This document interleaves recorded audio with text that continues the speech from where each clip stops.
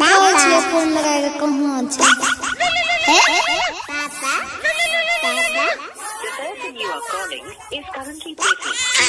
ए यो छोड़ा हमरा भर दिन दिमाग खराब कर दैया। चुपा चुपा रे ननु चुपा पापा फोन लगबै छिया।